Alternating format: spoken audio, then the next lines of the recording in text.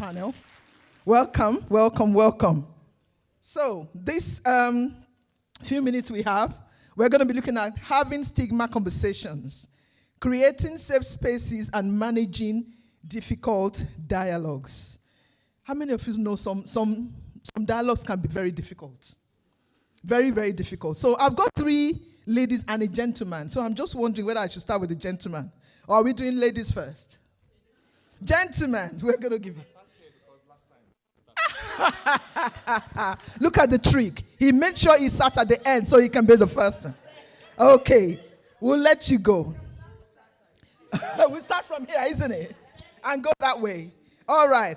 Okay, don't worry, we'll spare you. Don't worry, because we don't want to intimidate you because you're just the only gentleman on stage. So I'm going to go first with Lynette. Lynette, right. You know what? Introduce yourself and tell us just briefly your story. Thank you very much for this opportunity, and I'm so blessed and I'm glad to be here. My name is Lynette Nyawara, and I am an accredited breakup and divorce coach. And when the title came for emotions, that is where I thrive. My story is long, but I'll be very brief. It's a decade now since my marriage broke up. And from an African situation and societal expectations, how dare you leave your marriage? How dare you take that and move on? How dare you move on after breakup? How dare you leave a 5-star wedding? I was brought up in a polygamous family. My dad had 3 wives, and he had 21 children. And I'm the 17th child. So when my marriage broke up, I felt emotions that I cannot explain. And within 18 months of my marriage breaking up, I lost my beloved mother. I come from Kenya, and I've been in the UK for over 20 years. And that was the longest flight ever to go back home. And I was in denial for a very long time that I lost my mother, besides my marriage. I'm a bonus mom as well, and I'd had my daughter, who is now almost 12. And the breakup of the marriage, the breakup of me being a bonus mother, the breakup, everything crumbled down. When a marriage happens, 2 families are involved. So that brings another issue. So everyone looks at you, who was me. Why? Because as a woman, we are not allowed to do that. Sorry, but men are allowed to move on, to remarry, and all that kind of stuff. But I was pushed out, but I tried. I always say, every woman would not just pack and leave. Because a marriage, you have to build financially, emotionally, physically, everything. I was pushed out, I tried, but I realized that you cannot eat on the table where you're not invited. So what came with that? Mine was different. It came with being homeless. It came with immigration status because I was on spousal visa. So that means I was meant to be kicked out to create space for the other person. The other person was meant to come and take over my family, my children, the life that I'd built for over 10 years. And that crushed me. So talk about emotions. You're not allowed to talk to anybody. Who would you talk to? Who would you go to? Because my marriage was so perfect, in quotes. So who could I go to seek help? And then at that time, I only had 3 months for my visa to end and to apply, and I didn't have anything. So everything was taken away from me. So if you ask me what changed, what made me fight, I had to fight because I was going to lose my child. I was going to lose my livelihood. I was going to lose everything, and I had to fight with everything that was left within me. That's right. I was at the verge of deportation. I was homeless. Everything that comes with it, I was that woman. And I sit down here in front of you people. I am a living testimony, and I am I'm proof that you can pick yourself from the ground to where you are. Thank you. Thank you so much. I mean, please let's give her a round of applause. And I've heard these stories over and over and over again. You know, there are times where people, you're on the ground already. So what else could happen than for you to fight and get up? And I love transition stories. That is why I chose to be a transition coach. Thank you so much for sharing your story, Lynette. And I'm going to go over quickly, if you just pass the mic on to my madam here, Miss Anne Ogunlesi. Let's give her a round of applause. Now, you're on the panel today as well. And I know you've got a story, because I know you're an author. So share with us very briefly your story. Very briefly, please. Good afternoon, everybody, and thank you for the opportunity, and I'm really grateful. So, my name is Anne Ogulesi. Some people know me as Femi. Mm-hmm. So, what do you do when you get married very young? What do you know about marriage? Probably nothing. You say love is blind, love at first sight. All of that is there. And then you have this perfect idea or perfect home or perfect thing you've built around yourself that this is what it's going to be like. But what happens after 2 years of being married? That marriage has collapsed. The person you say you loved is the person who actually betrayed you, is the person who stabbed you. Is the person that, you know what, there are different emotions going through. And at that specific time, I remember it very clearly, having a nice conversation and something twisted. Something shifted. What do we know as Africans, as black people, about mental health? They've always said, don't wash your dirty linen outside. So you don't. But I don't know anything about mental health. So this person had mental health issues whereby it's not being spoken about. And I'm none the wiser. And I'm standing here today. I'm standing here because I'm a woman of faith, and it could only be God. I'm standing here in front of all of you today, a woman who has been stabbed 33 times. Wow.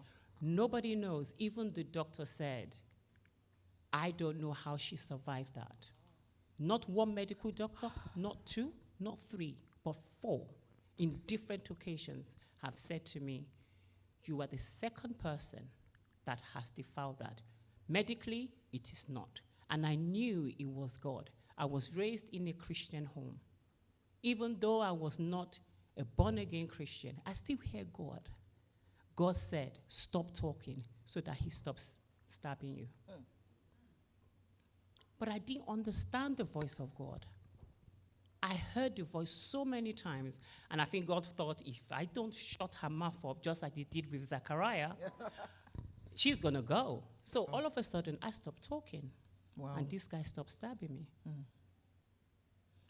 And then I was going in and out of consciousness. I knew I was going in and out of consciousness because there were particular aspects that he has actually stabbed that I was internally bleeding.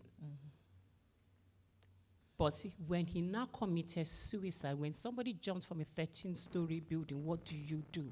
What state are you? What state do you? Where are you as a 20-something-year-old? What do you do?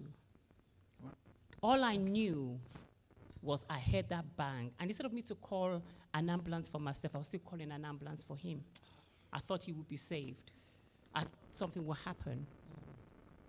So I'm dealing with my own wounds, and I have to deal with somebody who has now committed suicide. What do you do with all of that? But I stand here and I say, if it had not been for the Lord who was on my side, where would I be? So I thank God. So my name is Anne Ogulesi, 33, and I'm still standing. Thank you. Right. So, I mean, I know Femi. I know of her, and I know her. Now I'm just hearing the story. That's because I haven't bought the book.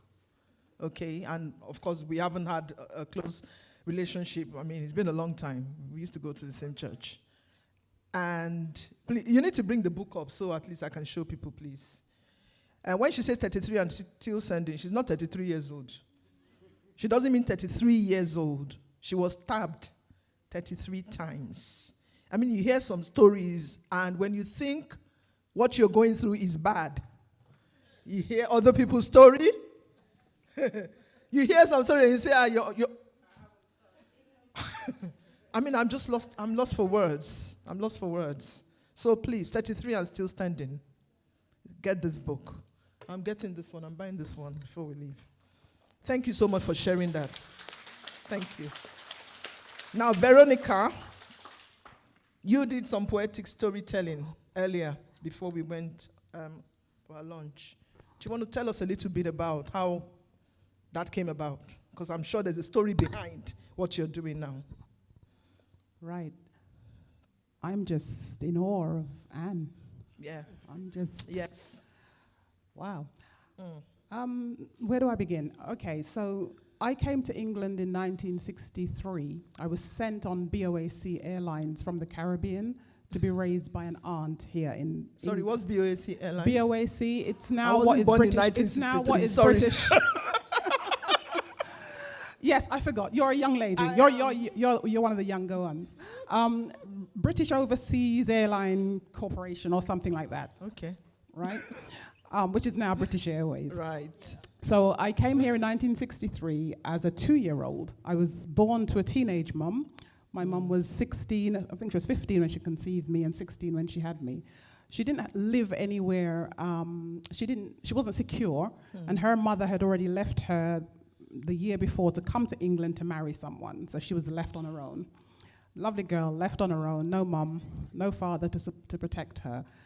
A teen pregnancy, what does she do? She wasn't living anywhere secure, so she knew she had an aunt here in England. She tracked her down and said, "Auntie, I'm in trouble, I've got a baby and I need help." Auntie said, "Okay, I'll send you the money for the passport, the clothes, etc., and I will take her." Here I am. The thing is, when I got here, I was raised by my mother's aunt, and she told me she was my mother. So I'm a toddler, and I was raised in an environment of secrets and lies. Now, as a child, I'm not going to say my upbringing was great. I was abused in that home. Imagine sitting between the knees of someone and being told, "You're so black, you won't amount to anything. You'll just be like that other one." I didn't know who the other one was, but she was referring to my birth mother. So long story short, so I went through the English education system.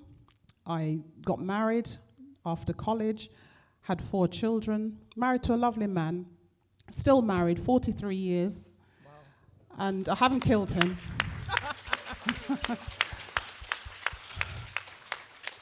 But how I have overcome the stigma and the pronouncements pronounced over me, that I'd be nothing, I wouldn't achieve anything, I was too black, my hair was too bad, all of that, the colorism thing.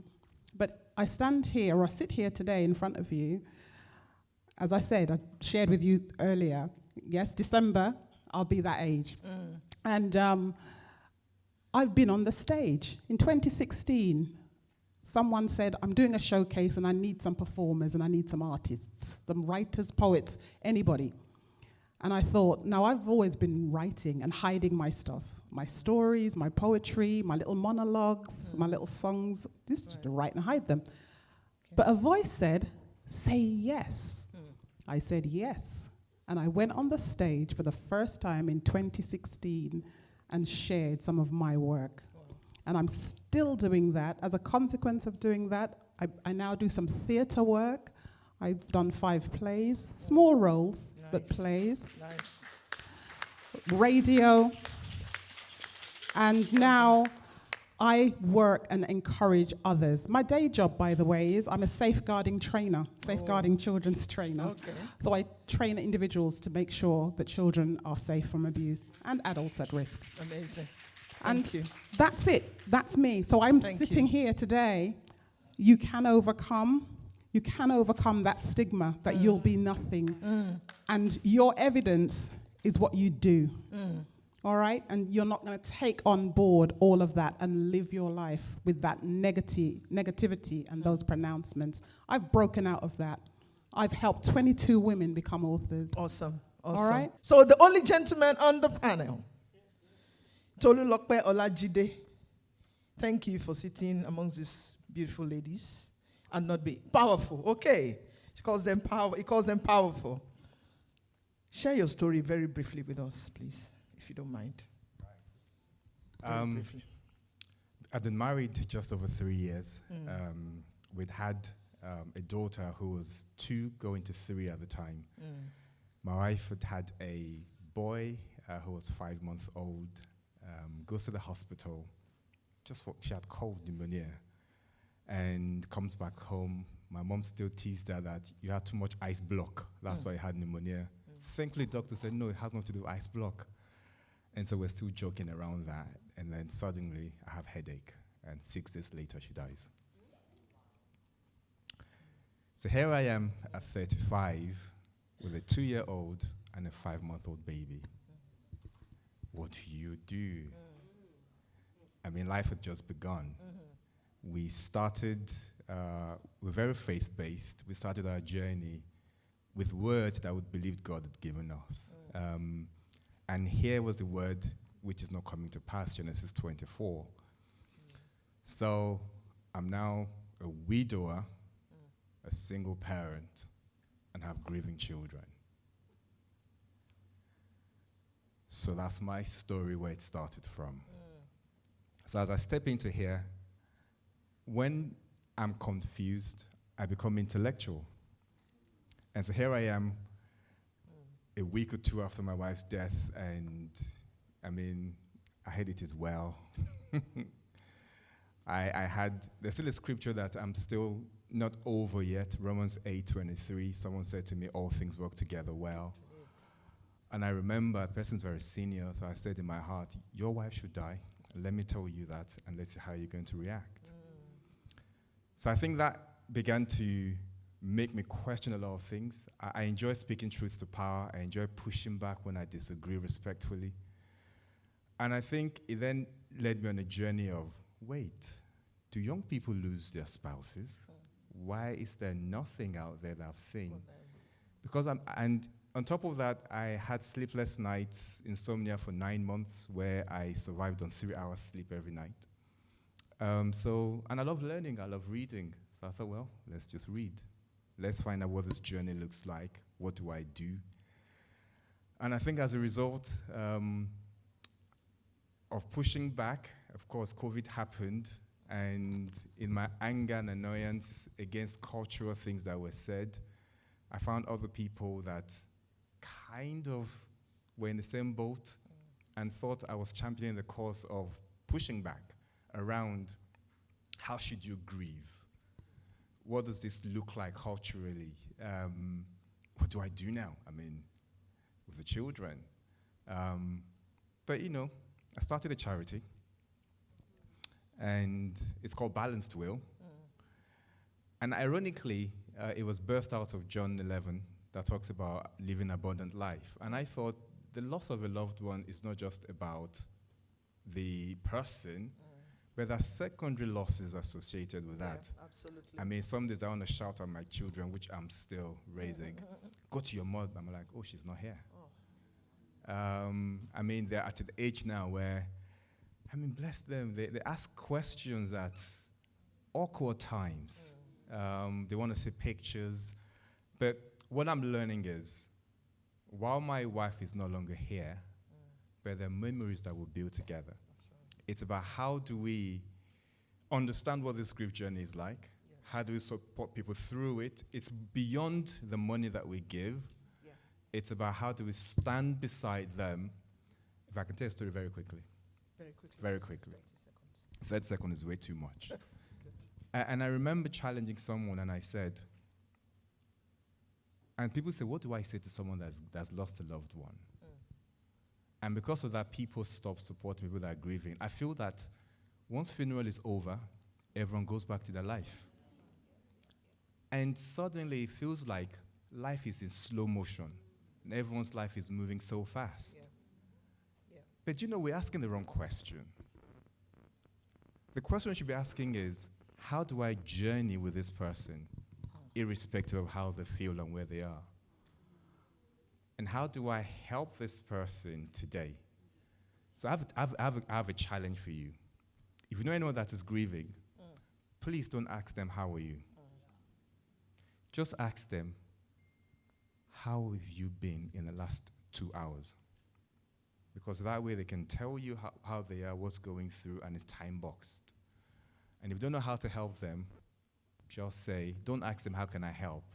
What can I do? Because you're passing that responsibility to them. Just say, I'm here for you. I'm buying you McDonald's. If you don't want McDonald's, what would you like me to get you instead? And those are little things that we can do to help people who are grieving. Thank you very much. You know what? You can hold it. Tolu has just answered one of the very questions that I've had in mind even before I came here, because a friend has just lost her husband, and I was discussing with my friend that we came together. And how do we, this is about creating safe spaces as well, isn't it? How do we help those who are grieving? Because to be honest, sometimes people might, on the outside, for those of us who have not lost a loved one, we might be thinking we don't know how to help. And people are just bombarding you with calls. I've had conversations with Princess Falaji as well, and a lot of people just don't know how to help. So very quickly, so maybe 30 seconds each, please. That safe space, you've mentioned one, like, how do I, because I would have said, are you okay? Like we say here, normal, just normal, are you okay? Are you sure you're okay? That kind of a thing. And they might not even find it funny, but you don't know what mood they are at the time you're asking, and you don't know how to help. Did you find a safe space when you lost your wife? And do you think that now, I know you started something, do you think there's something that people on the outside can do to help people who are grieving? Just briefly, please. I think it depends on the person. Okay. I was speaking with Dr. earlier on around how guys are different from women. Yeah. I feel guys are instrumental and women are emotional. Yeah. And so if you want to help me as a guy, I feel like let's be doing something, and in that conversations can happen. So, and I've written some articles, so I'm not going to belabor it. But the key thing is to understand the secondary losses that the person is going through. So, for example, I've just lost my wife, and I have a toddler and a child and a baby. So if they're thinking about how to help me, it will be, what are my needs? Could it be around the children as well? It could be around what are my needs? Yeah. And if you can't provide it, can you send a service to provide it? Yes. There's a couple that sends me food. They send me Nigerian food almost once a month. Yeah. And Great. so that for me means I'm not going to the kitchen to think about what they're going to eat. Okay, great. All right, thank you. All right, thank you very much. And moving on swiftly, it's also, you didn't go through a loss, but how did you find that safe space? When it happened, the abuse you went through? I found my safety in writing. Good. And looking at sources. So I read a lot, and I wrote everything. Yeah. And I'd say, if you have the capacity and the ability to start something where you see a gap or you see a need to break stigma, to break taboo, then do it. Start it. Roll your sleeves up. Don't just stand on the sidelines and criticize other people who are trying. Thank you. Do something. Thank you very much. Now, Femi, the question I was going to pose to you is, so you went through that period of that episode of stabbing. I'm sure that was not the first time of abuse, maybe not necessarily stabbing. Actually, they never had any form of abuse. Okay, so so that's it. So when all that happened around you, did you find some sort of succor with people or anyone around you at the time? At the time, I didn't. Okay. In all honesty, I didn't. I knew I was young. Yeah. But I didn't find that support because in our community then, you don't talk about these things. Yes. Well, all I got was a bit of backlash. Yes. Maybe you did this, maybe you did that, maybe. So it was everything on top of, I'm dealing with my wounds, I'm dealing to be healed, I'm dealing how to walk again, how to use my arm again, I'm dealing with a loss of a husband, and I'm dealing with all these people who are not in part of my life, but now they have an opinion. Yeah. Okay. They think they have an opinion to talk and know what was going on in my home, whereby you had no clue.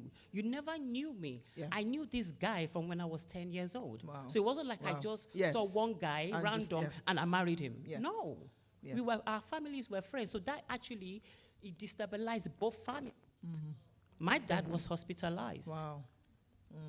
You know, so I didn't find that support that I needed. But Yeah. you know what? I was angry. And I won't lie, I was Rightly angry so. with God. I was Rightly angry so. with God. Yeah. Why Yeah. me? Yeah. My mom has 5 children. I'm the last born. I'm thinking, why me out of Yeah. everybody Yeah. else? Yeah. But in the midst of my pain, I find purpose. Thank you. I found what Thank I was you. created to be on this face Well of this done. earth. Thank you. So thank you. So very quickly, did you find any safe space around you at the time?